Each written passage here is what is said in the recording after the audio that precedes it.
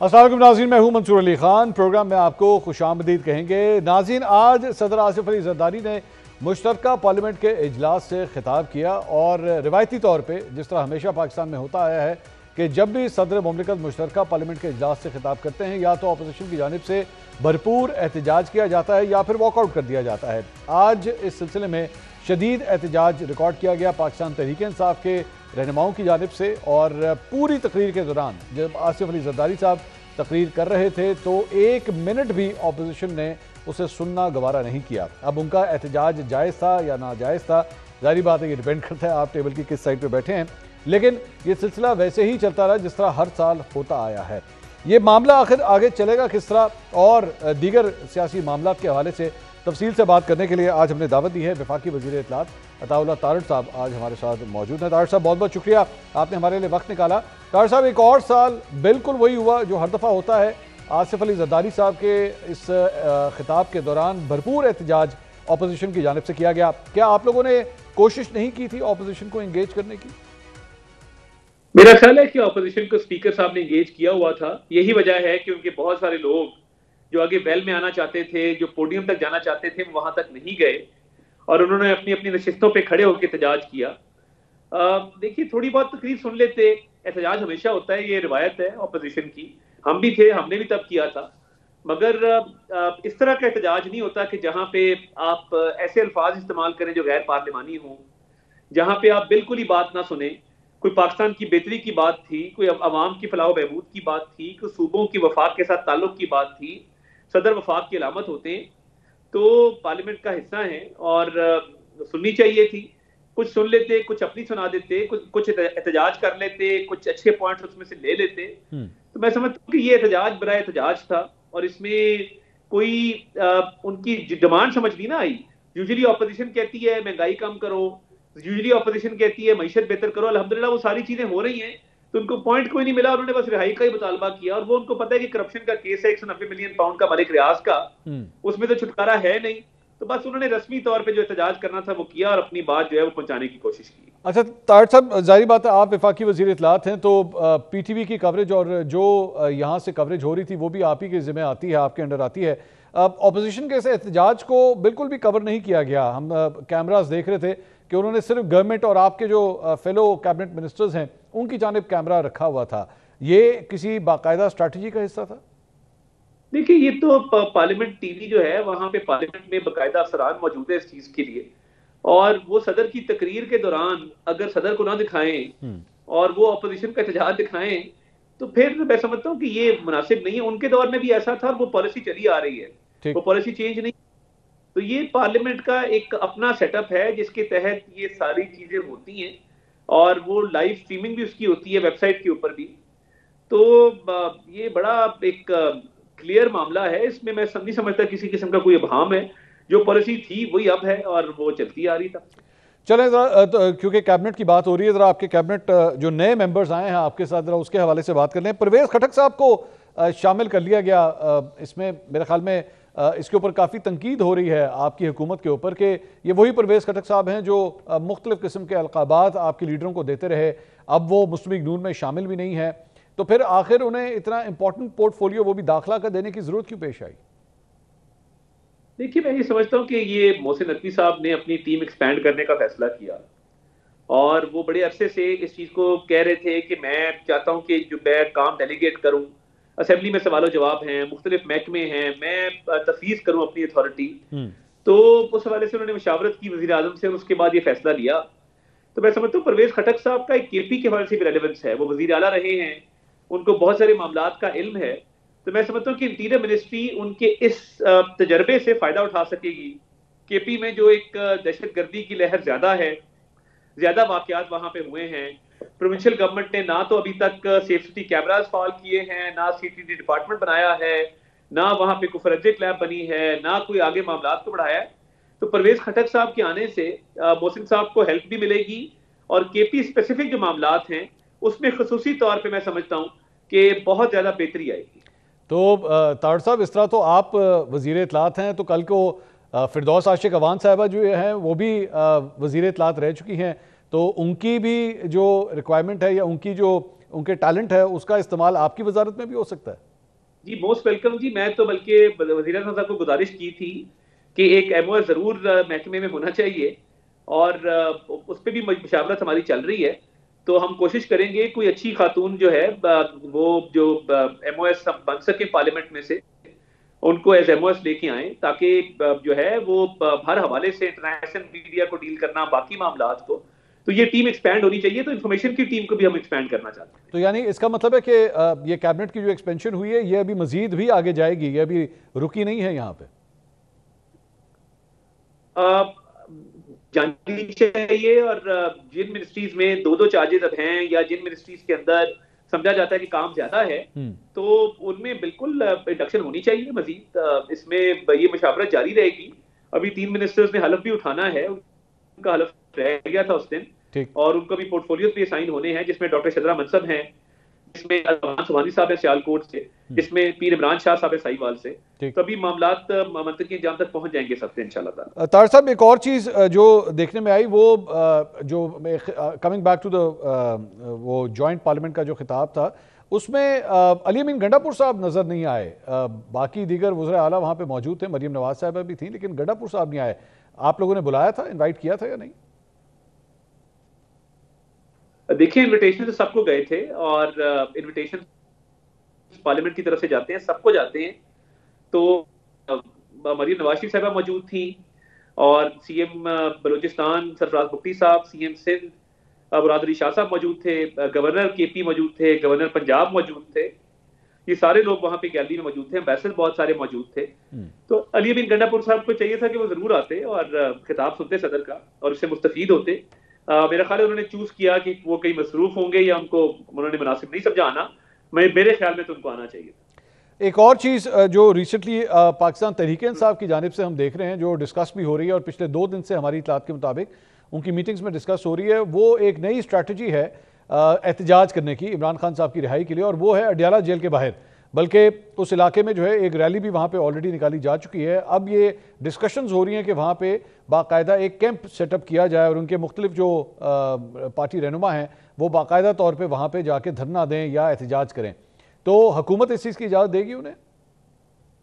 देखिए, ये तो कभी भी पुरअमन नहीं रह सकते।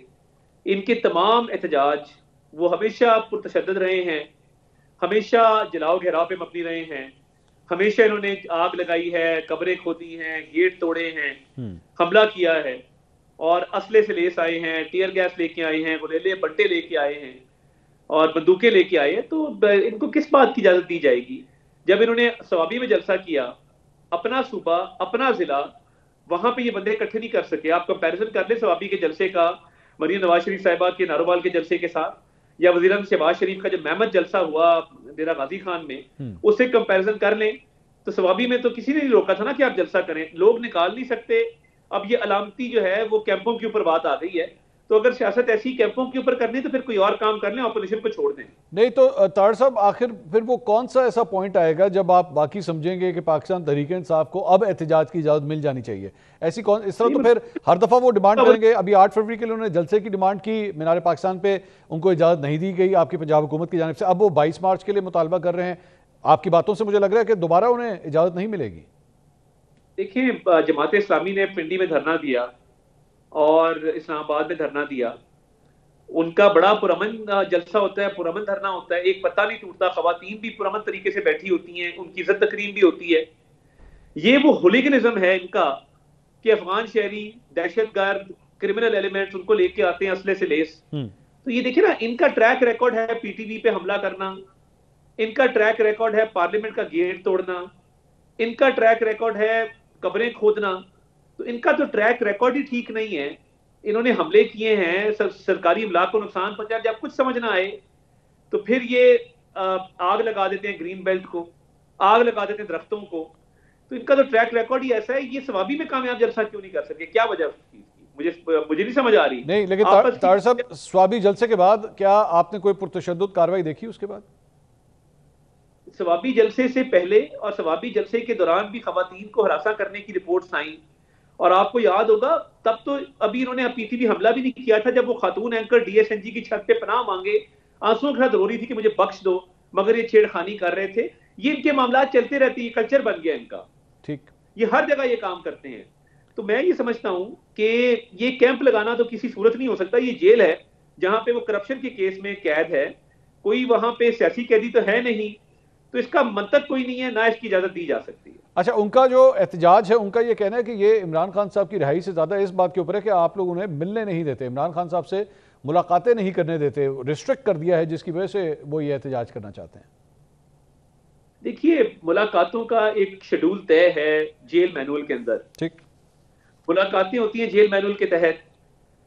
अब अगर हफ्ते में 7 दिन है, एक दिन मुलाकात होगी फ्रेंड्स की, एक दिन फैमिली की, एक दिन वकला की, एक दिन सियासी रहनुमाओं की, एक दिन किसी और की। ये जो सिलसिला था ना 5 स्टार होटल टाइप माहौल, कि जहां पे एक कैदी नहीं, एक बकायदा पंचायत लग रही हर रोज की जी, वो कुछ कोर्टों ने इजाजत दी थी, मगर उसका किसी भी कानून के तहत इजाजत नहीं है। किसी भी सियासी लीडर की ऐसी मुलाकात नहीं होती, और स्पेशली अगर कोई करप्शन के केस में अंदर हो कि हफ्ते में 5 दिन मुलाकातें चल रही हैं। जो रूटीन की मुलाकातें वो हो भी रही हैं, वो होंगी भी। अलीमा बाजी मिलने जाती हैं, मिलके आती हैं, बार बात करती हैं। अब हर बंदा कहे कि जी कल को कोई टिकटॉकर आए, वो कहे जी मेरी भी मुलाकात कराएं, ये ऐसे तो नहीं होता ना। ये जेल है, इसके रूल्स हैं, रेगुलेशंस हैं, उसके तहत मुलाकातें होती हैं। विम्स एंड फैंसीज पे और ख्वाहिशात पे तो नहीं होती मुलाकातें। चले, अगर रूल्स एंड रेगुलेशंस की तार से बात की जाए तो रूल्स एंड रेगुलेशंस तो प्रोडक्शन ऑर्डर जब सेनेटर एजाज चौधरी का निकलता है तो उनको पेश करने का भी ये कहता है रूल्स एंड रेगुलेशंस कि उन्हें पेश किया जाना चाहिए, लेकिन पीटीआई का ये भी एहतजाज है कि उन्हें नहीं पेश किया जाता। हाँ जी, देखिए 2 सेनेटर्स थे जिनके प्रोडक्शन ऑर्डर किए गए। सेनेटर वान अब्बास बप्पी को पेश कर दिया गया और सेनेटर एजाज चौधरी को पेश नहीं किया गया। सेनेटर एजाज चौधरी को पेश ना करने की वजह यह हो सकती है कि उन पे 9 मई का मुकदमा है, और कोई मुल्जिम बाहर आए प्रोडक्शन ऑर्डर पे और वो उस केस को इन्फ्लुएंस करे, वो अपने उस प्रोडक्शन ऑर्डर को मिसयूज करे, और वो केस मंतकी इंजाम पे पहुंचने वाला हो तो उसके अंदर असर हुक्म इस्तेमाल करे और वकला के साथ साजबाज करके उसमें से कोई ऐसा पॉइंट निकालने की कोशिश करे जो आम तौर पे कोर्स ऑफ प्रोसीजर्स के अंदर नहीं है। तो मैं समझता हूं कि हसास केसेस के अंदर ये मुमकिन नहीं होता कई दफा, और मुमकिन नहीं होना चाहिए। उनके केस की नौयत ऐसी है जिससे गालिबन लगता है कि वो प्रोडक्शन ऑर्डर पे अमल दरामद जो है वो नहीं हुआ। नहीं तार साहब, ये क्या रूल्स एंड रेगुलेशंस ये कहते हैं कि क्योंकि ये हसास मामला है तो इसलिए एक सेनेटर को सेनेट में पेश नहीं किया जा सकता? Do the rule say that कि जी जब कोई सेंसिटिव इशू होगा तो उसमें बेशक पेश ना किया जाए? देखिए, 2 चीजें होती हैं। ये इस्तेकाक है मेंबर का, और ये अथॉरिटी है स्पीकर की या चेयरमैन की कि वो प्रोडक्शन ऑर्डर इशू करे। फिर जिस तहकीकाती इदारे की तहवील में वो शख्स है, आगे उसने ये डिटर्मिन करना है कि क्या इसको लाने से कोई नुकसान तो नहीं होगा तहकीकात को, प्रोसीडिंग्स को, इन्वेस्टिगेशन को। तो ये दोनों चीजें मिलके हैं, और ऑब्वियसली अब वो नहीं पेश किया तो इसका मतलब है कि कोई इसका जवाब मौजूद है कि उनको पेश नहीं किया गया। तो यानी यानी यानी तार साहब, एक तहकीकाती इदारा अगर ये समझता है तो वो एक चेयरमैन सेनेट की रूलिंग को या प्रोडक्शन ऑर्डर को नलिफाई कर सकता है, उसके अंदर इतनी ताकत है? नहीं, ताकत नहीं है उस पर। फिर चेयरमैन सेनेट अगर ये समझते हैं तो उनके पास ये अथॉरिटी है कि वो प्रिविलेज मोशन मूव करके उनको प्रिविलेज में बुला लें और उनके खिलाफ प्रोसीडिंग्स इनिशिएट करें। इसका हल ये भी होता है, मगर क्योंकि एक हसास केस है और इसकी नौयत चेयरमैन सेनेट भी समझते हैं इस केस की, ठीक, इसलिए मेरा ख्याल है वो जो है अभी तक इस पे अमल नहीं हुआ। और मैं इसके साथ हूं, ये बिल्कुल उनके फैसले की भी कदर है, मगर केस की नौयत को भी देखा जाना चाहिए। आगे चलते हैं इस सारे मामले के अंदर। चूंकि पीपल्स पार्टी के बारे में जाहिर बात है यूसुफ रजा गिलानी साहब के बारे में बात हो रही, तो पीपल्स पार्टी के हवाले से जो पीपल्स पार्टी के गवर्नर पंजाब हैं आपसे बड़े खाइफ हैं, आपकी जीत के हवाले से उन्होंने रिसेंटली एक कमेंट किया। मैं जानता हूं कि नून लीग और पीपल्स पार्टी एक दूसरे के ऊपर जो है वो लफ्जी गोरा बारी जो है वो गाय बगाए करते रहते हैं, बट वाई स्पेसिफिकली यू, आपके हवाले से क्यों उन्होंने ये कमेंट किया? मैंने तो देखे ना, मैंने उस पर रिस्पॉन्ड ही नहीं किया और मैंने जवाब ही नहीं दिया। हालांकि मेरा उससे बहुत बड़ा जलसा था। मुझे मिले अभी पीछे जिस दिन आप टर्किश प्रेसिडेंट आए हुए थे जी, उस दिन मुझे मिले, तो मैंने जाके गले लगाया और मैंने कहा गवर्नर साहब आप बड़े भाई हैं तो शफकत किया करें।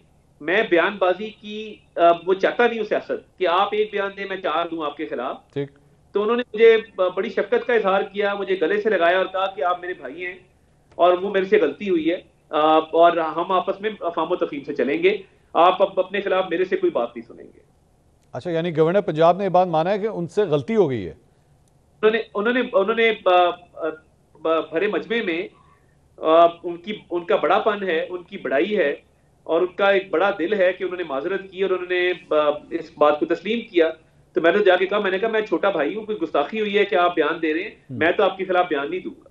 अच्छा, नहीं चलें, ये तो अच्छी बात है, अगर गवर्नर पंजाब ने आपसे माजरत कर ली है तो बहुत अच्छी बात है, इश्यूज रिजॉल्व हो गए हैं। आगे चलते हैं।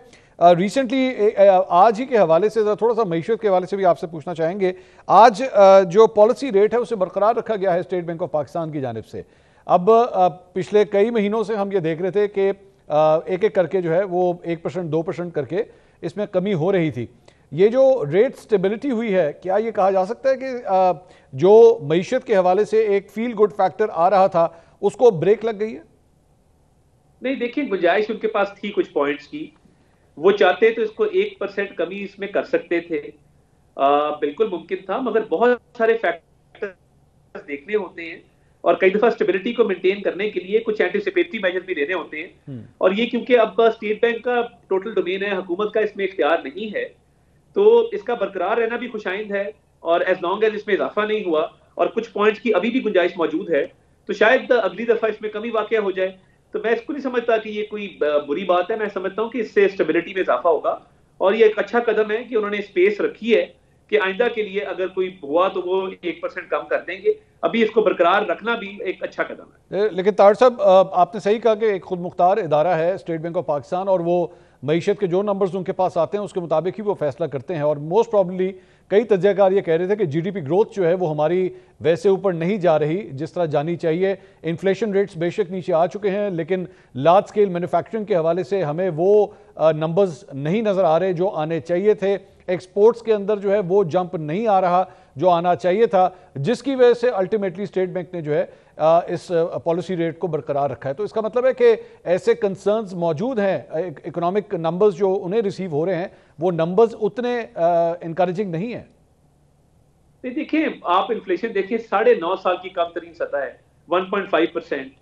और रेमिटेंसेस देखें, फॉरेन एक्सचेंज रिजर्व देखें, अभी आपने देखा चीन ने $2 अरब का जो है वो रोल ओवर दिया, उन्होंने एक्सटेंड कर दी वो फैसिलिटी, बाहर से इन्वेस्टमेंट आ रही है।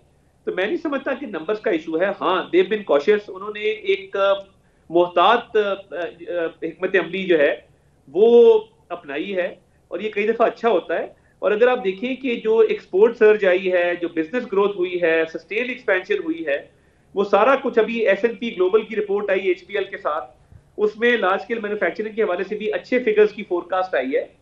तो मैं नहीं समझता कि ये कोई फैक्ट एंड फिगर्स ऐसे बुरे हुए हैं जिस वजह से ये हुआ है। हाँ, एक गुंजाइश रखी है और एक मोहतात हिकमत अमली अपनाई है जिसमें कोई हर्ज नहीं है। सारे फैक्ट एंड फिगर्स इंप्रूव कर रहे हैं और इसमें भी इंशाल्लाह ताला मजीद बेहतरी आएगी। तार साहब, एक और डेवलपमेंट जो इसी वजह से है, आपका ख्याल है कि इसी वजह से एक और डेवलपमेंट जो रिसेंटली आई है वो अमेरिका से आ रही है। डोनाल्ड ट्रंप की जानिब से हुकूमत पाकिस्तान का शुक्रिया तो अदा किया गया, लेकिन अगले 48 घंटे में ये खबरें आना शुरू हो गई कि जनाब पाकिस्तानी जो सिटीजन हैं उनके शायद अमेरिका दाखिले के ऊपर पाबंदी लगने लगी है। आप लोगों के पास क्या ये इंफॉर्मेशन पहुंची है? देखिए, मैं कब्र तक कोई बात नहीं करना चाहता। मैं पहले ही कहता था कि ये स्टेट टू स्टेट मामलात होते हैं और ये रेसिप्रोसिटी की बेसिस पे होते हैं, बराबरी की सतह पे होते हैं, मफादात के तहत होते हैं, जो कौमों के रियासतों के मफादात होते हैं उनके तहत होते हैं। तो इस हवाले से कोई भी ऑफिशियल इंफॉर्मेशन होगी वो फॉरेन ऑफिस शेयर करेगा। मगर जो एक सियासी बयानिया बनाया जा रहा था वो अपनी मौत मरा। मैं तब भी कह रहा था कि ये फॉरेन पॉलिसी है, इसके पीछे थिंक टैंक्स होते हैं, बामी ताबन होता है स्टेट्स के दरमियान और बहुत सारे मामलात हैं जो स्टेट टू स्टेट डील होते हैं। तब ये सियासी बयानिया सोशल मीडिया पे यहाँ की एक सियासी जमात बना रही थी। अफसोसनाक के तब भी इनको मना कर रहे थे कि ये काम ना करें और मैं अब भी कहूंगा कि फॉरेन ऑफिस पे कमेंट करे तो बेहतर होगा। तो तार साहब, यानी अगर कल को ये पाबंदी लग गई तो पाकिस्तान आगे से क्या कर सकता है? पाकिस्तान, आपने कहा रेसिप्रोकल बुनियाद के ऊपर चलता है मामला, तो पाकिस्तान भी क्या कोई ऐसा स्टेप उठाने की सख्त रखता है? देखिए, जब रेसिप्रोसिटी होती है मामलात के अंदर, उसमें डिस्कशन भी होती है, उसमें मामलात के आप आपस में डिस्कस भी करते हैं। और देखिए, इस दफा बाकायदा जो डार साहब को भी कॉल आई और उनके फॉरेन मिनिस्टर से लेके, प्रेसिडेंट से लेके, डिफेंस सेक्रेटरी से लेके, उनके सीआईए के डायरेक्टर तक हर बंदे ने बयान दिया और पाकिस्तान की तारीफ की काउंटर टेररिज्म मेजर्स के ऊपर। बाकी जो भी मामला होगा वो स्टेट टू स्टेट देखा जाता है, उसमें बाकायदा मशावरत होती है। तो अगर ऐसा कोई मामला आया तो ऑब्वियसली फॉरेन ऑफिस उस पर एक हिकमत अमली बना के प्राइम मिनिस्टर से डिस्कस करके तो फिर उसके बाद बेहतर है कि बात की जाए और क्या सराई से परहेज किया जाए। फॉरेन पॉलिसी के ऊपर जो मामला हो गया उस पर तो कमेंट करना ठीक है, बट अभी अगर कोई मामला नहीं हुआ और अभी फ्यूचर में इसकी एप्रीहेंशन है, वो बेहतर है कि जब उस स्टेज पे पहुंचे तो उस पर बात की जाए। तार साहब, आखिरी सवाल आईएमएफ से रिलेटेड। आईएमएफ की टीम पाकिस्तान में मौजूद है और कुछ कंसर्न्स उनके इकॉनमी के हवाले से मौजूद हैं। सर्कुलर डेट हो गया, टैक्स कलेक्शन हो गई, सुनने में आया कि हुकूमत जो है वो रियल एस्टेट सेक्टर के हवाले से कुछ सिफारिशात सामने रख रही है आईएमएफ के। अब क्या अपडेट्स मिल रही हैं उस कैंप से? देखिए, आईएमएफ बहुत मुतमईन है पाकिस्तान की परफॉर्मेंस से। जब दुबई में मुलाकात हुई तो एमडी आईएमएफ ने प्राइम मिनिस्टर शहबाज शरीफ की तारीफ की और उन्होंने कहा कि आप रिफॉर्म्स लेके आए हैं, आपने रेवेन्यू बढ़ाया है और आपकी सीरियसनेस नजर आ रही है, मैक्रो इकोनॉमिक इंडिकेटर्स बेहतर हैं, तो अच्छी उम्मीद है। और ये जो बैंकों वाला मामला हुआ, 23 अरब रुपया एक दिन में जो विंडफॉल प्रॉफिट था वो सरकारी खजाने में जमा हुआ। वजीर आजम साहब ने ये सोच रखी, पाकिस्तान में इससे पहले किसी को ये सोच नहीं आई कि जो विंडफॉल प्रॉफिट होता है इस पे सरकार का हक है और ये जमा होना चाहिए सरकारी खजाने के अंदर। और स्टे ऑर्डर चल रहा था 1.5 साल से, एजी को इन्वॉल्व किया, अटॉर्नी जनरल को, और दिन रात पैरवी की और 24 घंटे में वो अमाउंट रिकवर करके 23 अरब रुपया कौम का बचाया। और आगे मजीद भी इंशाल्लाह ताला ऐसे मेजर्स लिए जाएंगे। तो आईएमएफ को तो नजर आ रहा है कि एक वजीर आजम मौजूद है जो सीरियस है, रिफॉर्म माइंडेड है, इकोनॉमी को स्टीयर कर रहा है। ठीक, जो आप रियल एस्टेट की बात कर रहे हैं, देखिए बिजनेसमैन भी आए, रियल एस्टेट की जो एक सट्टा और स्पेकुलेशन है प्लॉटों की, फाइलों की, उसकी बजाय डेवलपमेंट सेक्टर जो है जिसमें आम आदमी का घर बने और डेवलपमेंट और बिल्डिंग्स बने, उस तरफ जाना चाहिए, उसको प्रमोट करना चाहिए। खाली बंजर जमीन के तहत सट्टा करना जो है वो मुनासिब नहीं है। तो मैं ये समझता हूं कि आईएमएफ के साथ मामला काफी बेहतर है, उसमें से मुस्बत नतीजा निकलेगा। तार साहब, बड़े दिनों से जो है वो बिलावल भुट्टो जरदारी साहब और प्राइम मिनिस्टर की मुलाकात नहीं हो पा रही थी, लेकिन अब ये मुलाकात हो गई है। गिले शिकवे दूर हो गए क्या आपस में? देखिए, ये एक जमहूरी निज़ाम है जिसमें गिले शिकवे रहते हैं, तहफ़्फ़ुज़ात भी रहते हैं। और बिलावल साहब एक बड़े मैच्योर सियासतदान है। जिस तरह 26 में आनी तरमीम को उन्होंने शेयर किया, मैं हैट्स ऑफ टू, मैं समझता हूँ कि उनका बड़ा रोल रहा है। और उनकी जो पार्टी में लोग उनसे गिले करते हैं, उनकी सेंट्रल एग्जीक्यूटिव कमेटी में करते हैं, वो गिले जायज़ हैं और अपनी जगह मौजूद हैं। और हम बतौर इत्तेहादी जो कैबिनेट में मौजूद हैं, वो इत्तेहादी हैं जो ऑक्यूपाई कर रहे हैं कॉन्स्टिट्यूशनल पोजीशंस प्रेसिडेंट की, गवर्नर्स की। तो हम वो इत्तेहादी हैं जो कैबिनेट में मौजूद हैं और जिनके पास प्राइम मिनिस्टरशिप है। तो हमें ऑब्वियसली उनको सुनना भी है, उनके मामलात को हल करना भी है। बड़े अच्छे माहौल में मीटिंग हुई और बड़ी अफाम तफहीम से हुई और बड़े खुले दिल से तमाम चीज़ों को सुना गया। और ऑलरेडी डार साहब की एक कमेटी है जो इन मामलात को देख रही है और हल कर रही है। उस कमेटी को मजीद फाल किया जाएगा और उसके तहत मामलात को सुलझाने की भरपूर कोशिश की जाएगी और कोशिश करेंगे कि पीपल्स पार्टी कंफर्टेबल रहे और उनके तहफ़्फ़ुज़ात जितने भी हैं उनको दूर किया जाए। अताउल्लाह ताड़ साहब, बहुत बहुत शुक्रिया हमसे गुफ्तगू करने के लिए। वफाकी वज़ीर इत्तेहाद अताउल्लाह ताड़ साहब हमारे साथ मौजूद थे। एक ब्रेक लेंगे, ब्रेक के बाद पाकिस्तान तहरीक इंसाफ के नुमाइंदे भी हमारे साथ मौजूद होंगे, रऊफ हसन साहब। उनसे पूछेंगे कि अब इमरान खान साहब की रिहाई के लिए या ये एहतजाजी कैंप जो वो अडियाला जेल के बाहर लगाने का सोच रहे हैं। अभी थोड़ी देर पहले अताउल्लाह ताड़ साहब की गुफ्तगू आपने सुनी, उन्होंने कहा किसी सूरत इसकी इजाज़त नहीं दी जाएगी। तो पाकिस्तान तहरीक इंसाफ के पास क्या ऑप्शन हैं, तफसील से इसके बाद बात करते हैं एक ब्रेक के बाद। हमारे साथ रहिएगा।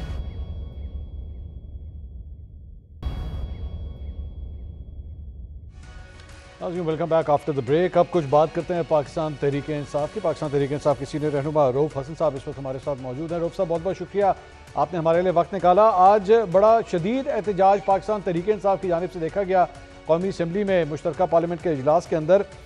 क्या ये नहीं हो सकता कि कभी इस तरह हो कि एक सदर मुमलिकत खिताब करें और तमाम पूरा हाउस जो है वो उसे आराम से बैठ के देखे? हम तरस गए हैं कि कभी यह मंजर भी हम देख सकें। Thank you very much Mansoor साहब, मैं आपके साथ बिल्कुल एग्री करता हूँ। हाँ, जब हुकूमत एक फ्री फेयर इलेक्शन की बेसिस के ऊपर बनेगी, जब जमहूरियत जो है उनकी इक़्तिदार को पामाल नहीं किया जाएगा और एक लेजिटिमेसी वाली, एक रेलेवेंस वाली हुकूमत जो है वो तश्कील पाएगी, जो मुल्क के मफादात को सामने रख के और अपनी पॉलिसीज बनाएगी और टॉलरेंट होगी पॉलिटिकल ऑपोजिशन के साथ, इंसानी हकूक़ की कंडीशंस इंप्रूव करेंगी और सब कुछ ऐसा होगा।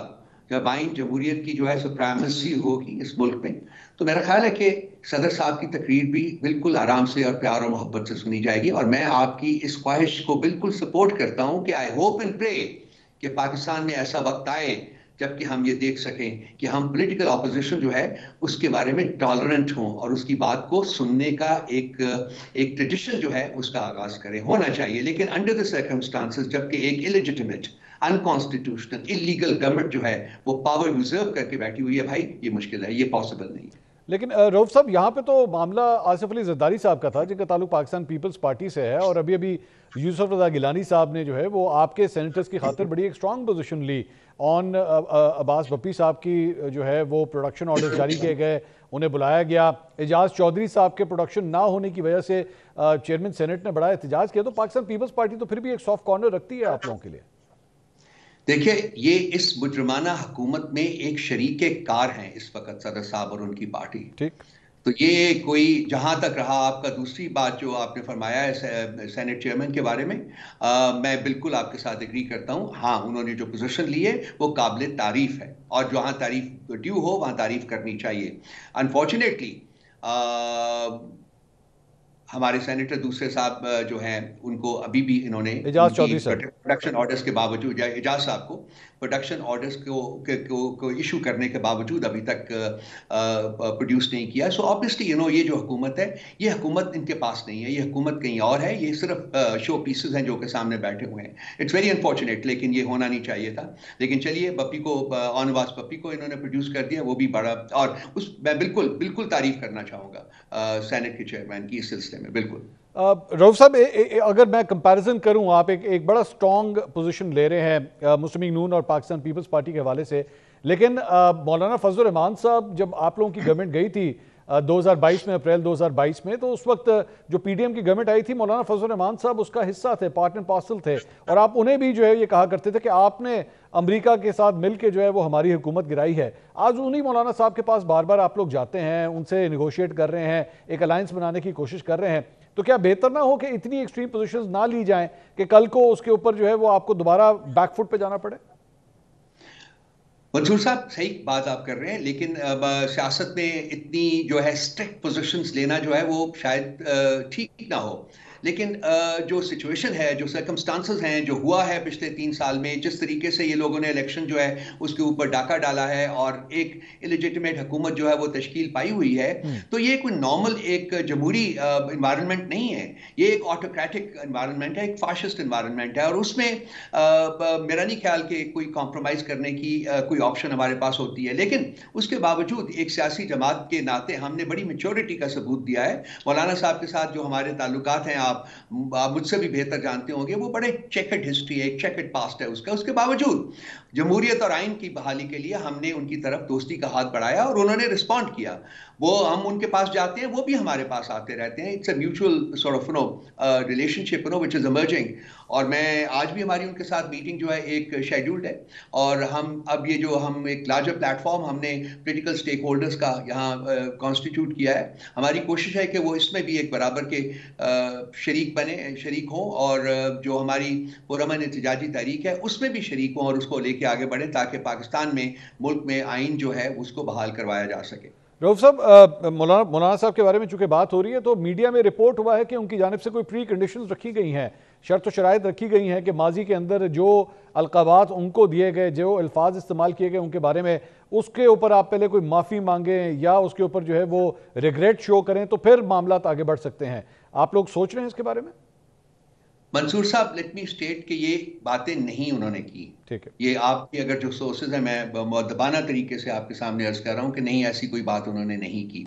बाकी उन्होंने कुछ 1-2-3 पॉइंट्स हैं जो कि किए हैं। 1 मीटिंग, 2 मीटिंग, 3 मीटिंग, जितनी भी जरूरत होगी वो हम होल्ड करेंगे और कोशिश करेंगे कि वो जो उनकी रिजर्वेशंस हैं वो उनको एड्रेस किया जा सके, ताकि ये जो एक larger platform of political parties है ये तश्कील पा सके। रऊफ साहब, अभी थोड़ी देर पहले वफाकी वज़ीर इत्तलात अताउल्लाह तारड़ साहब हमारे साथ मौजूद थे। उनसे मैंने ये सवाल किया कि अडयाला जेल के बाहर आप लोग एहतजाज करने का इरादा रखते हैं, वहाँ पे कोई कैंप लगाने का इरादा रखते हैं, तो उन्होंने कैटेगोरिकली कहा कि किसी सूरत पाकिस्तान तहरीक इंसाफ को इस किस्म का एहतजाज करने की इजाज़त नहीं दी जाएगी। आप लोग वाकई इसको इम्प्लीमेंट करना चाहते हैं या अभी ये सिर्फ थॉट प्रोसेस के ऊपर ही चल रहा है मामला? मंसूर साहब, मेरा आपसे एक सवाल है, बड़ा मुअद्दबाना सवाल है। वो ये है कि जी हमें किस किस्म का एहतजाज करने की इजाजत मिली है पिछले 3 साल मैंने में? एक्चुअली ये सवाल किया था उनसे। मैंने अच्छा। स्पेसिफिकली ये मैंने क्वेश्चन किया। मैंने कहा जी फिर आप बताइए। तो उन्होंने कहा जी देखिए इनकी हिस्ट्री बहुत खराब है, 9 मई इनके पास है, ये बंदूकें लेके आ जाते हैं, ये सब कुछ करते हैं। तो मैंने कहा जी अभी 22 तारीख को फिर आप लोग मीनार पाकिस्तान पे जलसा करना चाह रहे हैं, तो उसकी इजाजत मिलेगी या नहीं मिलेगी? उन्होंने कहा जी जब तक ये अपने तौर तरीके चेंज नहीं करेंगे तब तक इजाजत नहीं मिलेगी। और वो तौर तरीके हम किस तरीके से उनको यकीन दिलाएं कि हमारे वो तौर तरीके नहीं है? ये भी तो बता देना, कोई जो नुस्खा जो होता है वो भी बता दे, वो कह रहे हैं जी प्रिस्क्रिप्शन भी पुरअमन बता रहे दे आप, कि ये करें। हाँ? पुरअमन रहे, वो पुरअमन ये है रहे। कि जी हम एहतजाज ना करें, इनकी हुकूमत को मान रहे हैं, इनको गैर आईनी गैर कानूनी हुकूमत कहना छोड़ दें, इनकी हुकूमत को फाशिस्ट हुकूमत कहना छोड़ दें।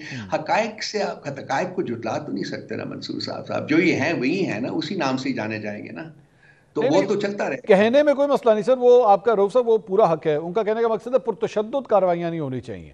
पुरतशद्दद कौन सी हुई है जी कार्रवाई? गोलियां इन्होंने चलाई हैं, पुरतशद्दद कार्रवाई का ताना ये हमें देते हैं। ठीक बंदे हमारे मारे हैं, पुरतशद्दद कार्रवाई का ताना हमें देते हैं। भाई ये तो हकायक है, सबके सामने है। ठीक। अब इसके ऊपर एक और जो रिसेंट डेवलपमेंट हुई है डोनाल्ड ट्रंप के हवाले से, रऊफ साहब मतलब काफ़ी पाकिस्तान तहरीक इंसाफ को एक सेटबैक हुआ है, जो उन्होंने शुक्रिया अदा किया हुकूमत पाकिस्तान का। पीटीआई का थिंक टैंक जो है वो ये नहीं एक्सपेक्ट कर रहा था कि इस तरह होगा।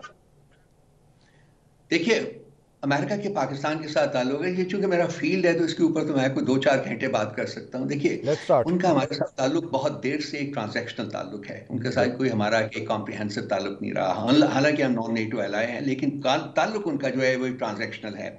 वो हमें हुक्म देते रहे हैं, हम वो हुक्म डिलीवर करते रहे हैं। ये वॉर एंड टेरर में भी यही हुआ है। उससे पहले जब सोवियत यूनियन के खिलाफ हम लड़ाई में शरीक हुए थे तो ये भी सारा कुछ यही हो रहा था। अभी भी उन्होंने इंटेलिजेंस गैदर की है मंसूर साहब, इंटेलिजेंस उन्होंने पाकिस्तान के हवाले किया और हुक्म दिया है कि जी ये बंदा पकड़े और हमारे हवाले कर दें। We delivered as ordered. ये ट्रांजैक्शनल रिलेशनशिप है sir. And it should not have been that way. उसके ऊपर शादियाने क्या बजाए जा रहे हैं? नहीं, लेकिन आपकी राय में ऐसा नहीं करना चाहिए था पाकिस्तान को? नहीं, बिल्कुल करना चाहिए था, पहले भी करते रहे हैं। लेकिन ये ताल्लुक होता है ना, एक ताल्लुक की मुनासबत से आप आगे बढ़ते हैं। अमेरिका के साथ आपके ताल्लुकात हैं क्या? पिछले 4, 5, 6, 7, 8 सालों में, 10 सालों में, बल्कि 76 सालों में क्या ताल्लुक रहा होगा? I agree with you Rauf साहब, आप एक्चुअली इस चीज को सही एनालाइज कर रहे हैं कि वाकई एक ट्रांजैक्शनल रिलेशनशिप है। लेकिन पाकिस्तान तहरीक इंसाफ जब डोनाल्ड ट्रंप की कैंपेनिंग हो रही थी या वो इलेक्शन जीत गए थे, तो उस वक्त आप लोग नहीं सोच रहे थे कि ये एक ट्रांजैक्शनल रिलेशनशिप है? तब आप लोगों को लग रहा था कि शायद पाकिस्तान तहरीक इंसाफ के साथ डोनाल्ड ट्रंप का एक इमोशनल रिलेशनशिप है, लेकिन अब आपको आइडिया हो गया कि नहीं, ये तो वाकई एक ट्रांजैक्शनल रिलेशनशिप है। देखिए मंसूर साहब, हमने कभी एज ए पॉलिटिकल पार्टी किसी अमेरिका से कोई उम्मीद नहीं लगाई कि वो हमारी मदद को आएगी, और ये हमारी थिंकिंग का हिस्सा भी नहीं है। हमने आप कोई हमारी पॉलिसी स्टेटमेंट बता दीजिए जिसमें कि हमने कहा हो कि जी हम चाहते हैं कि वो हमारी मदद करें और पाकिस्तान में जमहूरियत बहाल करें और पाकिस्तान में I can actually share sir, Shahbaz Gill साहब की मैं पता नहीं कितनी ट्वीट्स में शेयर कर सकता हूं जिसमें रिचर्ड ग्रेनेल को बार बार टैग कर करके शिकायतें लगा रहे हैं पाकिस्तानियों की। वो मुल्क में मौजूद नहीं है। हम पॉलिसी स्टेटमेंट वो होती है जो कि हमारे लेटर पैड के ऊपर हम इशू करते हैं यहां से, वो policy statement. So whatever he has done is against the policy. कौन सी? जो उन्होंने वहां के जो कांग्रेसमैन को या रिचर्ड ग्रेनेल को जो टैक्स किए, that was against the policy of PTI. देखिए, वो डायस्पोरा है, मैं उसके ऊपर बात करने लगा था। वो पाकिस्तानी डायस्पोरा है, उनकी कुछ ख्वाहिशात हैं अपने मुल्क के बारे में। वो आफ्टर ऑल वो भी यहाँ पैदा हुए, यहीं उन्होंने कुछ वक्त भी गुजारा हुआ है, तो एक एसोसिएशन है उनकी भी। वो फील करते हैं कि जी पाकिस्तान में जमहूरियत जो है वो इस तरीके से बहाल हो सकती है। लाजमी नहीं कि पीटीआई की भी जो पार्टी पॉलिसी है वो भी उसी तरीके से सोचे। हमने कभी इसमें अपने आप को इन्वॉल्वमेंट नहीं की है। अगर वो डायस्पोरा ने कोई काम किया है या वो अब भी कर रहे हैं, हमारे इल्म में है कि वो अब भी कर रहे हैं, कोशिश कर रहे हैं कि जी कोई हालात बेहतर हो सके, तो वो जब वक्त आएगा, जब होगा ऐसा कुछ, तो उसके मुताबिक पार्टी अपनी। रऊफ साहब, आपके ख्याल में पाकिस्तान तहरीक इंसाफ बड़ा कन्वीनियंटली शहबाज गिल साहब को इस तरह डिसोन कर देती कि वो तो जनाब बैनुल मुल्क मुकीम पाकिस्तानियों की नुमाइंदगी कर रहे हैं। वो जब किसी सेनेटर के पास, कांग्रेसमैन के पास जाते हैं तो वो जाके यही कहते हैं कि जनाब मैं पाकिस्तान तहरीक इंसाफ का हिस्सा हूं और मैं उनको रिप्रेजेंट कर रहा हूं यहाँ पे अमेरिका में। या आप लोग उसे डिसोन तो नहीं कर सकते ना? हाँ बिल्कुल, मैं डिसोन करने की तो बात ही नहीं कर रहा, लेकिन मैं कह रहा हूं कि हमारी पार्टी पॉलिसी जो है, मैं उसके बारे में अर्ज कर रहा हूं कि हमारी पार्टी पॉलिसी जो है वो ऐसी नहीं है कि हम किसी बैरूनी मुल्क को से मदद मांगे अपने अंदरूनी मसाइल हल करने के लिए। वो नहीं है हमारी policy. That is what I am saying. ठीक है, लेकिन आप ही के जो रहनुमा हैं आतिफ खान साहब, जो वहाँ पे उन्होंने अभी एक इंटरव्यू दिया, उसमें उन्होंने कहा कि जनाब हमने तो डोनाल्ड ट्रंप से हमारी मुलाकातें हुई हैं, हमारे दो रहनुमाओं की मुलाकातें कैंपेन के दौरान हो गई थी और हमने उससे कमिटमेंट ले ली थी कि जैसे ही आप हुकूमत में आएंगे तो आपने इमरान खान की मदद करनी है। He just said all that on record. जी बिल्कुल, मुलाकातें उनकी हुई थी, मेरे इल्म में भी है, बिल्कुल मुझे भी पता था कि मुलाकातें हुई हैं, लेकिन वो एज डायस्पोरा मुलाकात कर रहे हैं ना। अच्छा। वो पाकिस्तानी डायस्पोरा के तौर के ऊपर मुलाकात कर रहे हैं, इस मुल्क से वो भी मोहब्बत करते हैं, चाहते हैं उनकी, उनको भी तकलीफ है कि इस मुल्क में क्या हो रहा है। But that is not PTI policy, again that is not PTI policy. PTI की पॉलिसी वो नहीं है कि जी हम किसी बैरूनी मुल्क से अपने मुल्क में दखल अंदाजी की बात करें, किसी लिए किसी मकसद के तहत लिए भी किसी मकसद के हसूल के लिए। वहां पे आपकी पार्टी के रहनुमा हैं अली मोहम्मद खान साहब, अभी हालिया दिनों में बड़ी तनकीद का निशाना उन्हें बनाया गया क्योंकि उन्होंने एक प्रोग्राम के अंदर ये बात कही कि अगर मौजूदा हमारे सेटअप के हवाले से, चाहे वो आर्मी चीफ हों या कोई भी इस पूरे सेटअप से ताल्लुक़ रखने वाला कोई शख्स हो, अगर उसके ऊपर पाबंदी लगाने की या रिस्ट्रिक्शंस लगाने की कोई बात होती है अमेरिका की जानिब से तो हम उसकी मजम्मत करेंगे, उसकी मुखालफत करेंगे। क्या ये पीटीआई की पॉलिसी है या नहीं? देखिए, ये एक प्रेमेच्योर प्रिजम्पशन है। अगर ऐसी कोई बात होती है तो पार्टी अपनी पॉलिसी जो है वो बनाएगी और बिल्कुल उसका ऐलान करेगी। जी, जो विल्सन जो कुछ वहां पे कर रहे हैं या जो इस किस्म का बिल मूव करने की कोशिश कर रहे हैं, उस पर आपकी पार्टी का क्या मौक़िफ़ है? जी, जो विल्सन का बिल सामने आएगा उसके बाद बात करेंगे ना। अभी तो वो सारा कुछ वो फॉर्मेटिव स्टेज के ऊपर से गुजर रहा है। क्या उसकी शेप आती है, क्या उसके कंटेंट्स होते हैं, क्या वो करना चाहते हैं, उसके बाद ही पार्टी अपना रिस्पांस दे सकती है ना, उससे पहले तो नहीं दे सकती ना। और जो एक मुजाहिरा किया गया इंग्लैंड के अंदर, यूके के अंदर, लंदन में पाकिस्तानी हाई कमीशन के बाहर, उसमें भी आर्मी चीफ के हवाले से जो है वो नारेबाजी की गई और उन्हीं के खिलाफ किया गया, वो पार्टी पॉलिसी है या नहीं? देखिए, ये डायस्पोरा ही कर रहा है ना सारा कुछ। नो, मैं जाती तौर के ऊपर मैंने आपको कहा है ना कि इंस्टीट्यूशंस को टारगेट नहीं करते। खान साहब भी ये बार बार कह चुके हुए हैं कि इंस्टीट्यूशंस को टारगेट नहीं किया, ना करना चाहिए। ठीक। तो वो डायस्पोरा ने जो एजिटेशन किया, ये उनका एक तरीका है। और वो क्या करें, अब वो वहां उस मुल्क में रह रहे हैं और वो एक अपना एक एक्सप्रेस करना चाहते हैं, अपने सेंटिमेंट्स एक्सप्रेस करना चाहते हैं। तो एक पुरअमन अगर उन्होंने मुजाहरा किया है तो उसमें कोई, मेरा नहीं ख्याल कि कोई ऑब्जेक्शनेबल चीज होनी चाहिए। ऐसे मुजाहरे बहुत सारे और ममालिक के सफारत खानों के सामने होते रहते हैं, रूटीन का मैटर। तो आप ये जो डायस्पोरा कह रहे हैं, तो फिर ये भी कहा जा सकता है कि पाकिस्तान तहरीक इंसाफ के जो सोशल मीडिया अकाउंट्स हैं वो एक्चुअली डायस्पोरा चला रहा है, वो पाकिस्तान तहरीक इंसाफ खुद नहीं चला रही। आप इसको जो भी कंक्लूड करना चाहते हैं, फ्रैंकली मंसूर साहब, वो आपका, that is your way of looking at it. Basically मैं इस सिलसिले में कुछ नहीं कहना चाहूंगा। नहीं, बिकॉज आपका जो सोशल मीडिया, आपके कई रहनुमाया जो हैं वो इस वक्त JIT में बुलाए गए हैं, 25 मुख्तलिफ रहनुमाओं को JIT में बुलाया गया और वो इन्हीं सोशल मीडिया जो पोस्ट हैं उनकी वजह से किया गया। आप लोग ओन कर रहे हैं उससे या नहीं कर रहे कि हाँ जी ये हमारी ही पोस्ट है, हमने खुद की है? देखिए, मुझे भी बुलाया गया, मैं भी ऑलरेडी जा चुका हूं, कल फिर हमें बुलाया हुआ है, हम फिर जाएंगे जी। और जो कुछ पूछा जाएगा उसका जो सही जवाब है वो हम देंगे। ये एक इंटरनल मामला है, इसको मैं पब्लिक फोरम के ऊपर डिस्कस नहीं करना चाहूंगा। लेकिन मैं तो वैसे सिर्फ आपसे पूछ रहा हूँ कि चले मैं JIT से हट के पूछ लेता हूँ कि आपके ट्विटर अकाउंट पे या फेसबुक अकाउंट पे जो कुछ भी वहां पे लिखा जाता है, पाकिस्तान तहरीक इंसाफ की लोकल लीडरशिप उसे ओन कर रही है या नहीं? टेक्निकली तो ओन कर रही है जी। और डिफाइन टेक्निकली मींस के जी, जब आप उसको डिसोन नहीं करते तो फिर ओनरशिप ही हो जाती है ना, तो दैट इज टेक्निकल ओनरशिप। तो फिर मुजाहिरों के हवाले से भी फिर मैं यही कहूं कि आप उसे ओन कर रहे हैं, आप उसे डिसोन नहीं कर रहे, इसका मतलब है आप उसे ओन कर रहे हैं। देखिए, मुजाहरा करना जो होता है सफारतकारों के सामने एक रूटीन मैटर है। मुजाहरा कर रहे हैं, अगर लोग अपने सेंटिमेंट्स का इजहार कर रहे हैं और वो सफारतखानों के सामने ही जाएंगे ना, और तो कोई तरीका नहीं है। एक पुरअमन एहतजाज है। तो मैं ये नहीं कह रहा, I agree क्या ऑब्जेक्शन हो सकती है? I agree with you। मैं ये कह रहा हूं कि आप उसे ओन कर रहे हैं ना, क्योंकि मिर्जा शहजाद अकबर साहब ने लंदन के अंदर ये सब कुछ ऑर्गेनाइज किया, आपकी पार्टी के रहनुमा है, वो पाकिस्तान तहरीक इंसाफ के रहनुमा है ना। ओनरशिप वो होती है मेरे भाई जो कि हमारी पार्टी की एक ऑफिशियल पोजीशन जो है वो हम स्टेट करें, ठीक है, और उसका एक तरीका होता है। ठीक है जी। डायस्पोरा की अपनी एक्टिविटीज हैं, वो लाजमी नहीं कि वो 100% हम एक साथ हों, वो उनकी अपनी एक्टिविटीज हैं, हम उनको अपलॉड करते हैं, हम उनको अप्रिशिएट करते हैं। हम जो कुछ वो किए उन्होंने पाकिस्तान के लिए, हम उसको एडमायर करते हैं, अप्रिशिएट करते हैं। ठीक है sir, coming to the end, ये रिसेंटली आपकी पार्टी के अंदर सर एक साइड कोई बयान देती है, दूसरी साइड कोई बयान देती है। आपके पार्टी के रहनुमा बैरिस्टर सैफ साहब ने पहले एक बयान दिया कि जनाब इमरान खान साहब को जो है सहरी और इफ्तारी के वक्त जो है उनको खाना नहीं दिया जाता, उनको बड़ी तकलीफ में रखा गया है। सलमान अकरम राजा साहब ने उसे डिनाई कर दिया। आपकी दोनों ही पार्टी के रहनुमाएं दोनों मुख्तलिफ बयान देते हैं। उसके बाद पहले मिशाल यूसुफजई जो हैं उन्हें बुशरा बीबी का तर्जुमान बनाया गया, उसके बाद उन्हें हटा दिया गया, अब 4 मुख्तलिफ लोगों को बना दिया गया है। ये पार्टी में इंटरनल इशूज क्यों चल रहे हैं इस तरह? देखिए, इतनी बड़ी पॉलिटिकल पार्टी में बहुत सी चेंजेस होती रहती हैं। हमारी पार्टी में भी इतनी बड़ी, बहुत सबसे बड़ी पॉलिटिकल पार्टी है इस वक्त, तो लाजमी बात है कि चेंजेस तो होंगी, हो रही हैं और होंगी भी, फ्यूचर में भी होंगी। अगर कोई एक शख्स काम नहीं कर रहा या परसेप्शन है कि वो सही काम नहीं कर रहा, तो बेहतर शख्स को लाने की कोशिश तो होती है। ये सब कुछ जो है इंटरनल, क्या कहना चाहिए, इसको डेवलपमेंट होती रहती है। इसमें ये नहीं कि खुदा न खास्ता कोई लड़ाई है या कोई तफरका है या कोई डिविजन है, नहीं, वो नहीं है। बिल्कुल खान साहब की लीडरशिप के पीछे तमाम पार्टी जो है वो यूनाइटेड है, और आप देखेंगे कि आइंदा 3, 4, 5 हफ्तों में हम जब gradually we move towards launching this peaceful movement, तो आप देखेंगे कि सारी पार्टी जो है वो एक नुक्ते के ऊपर खड़ी है।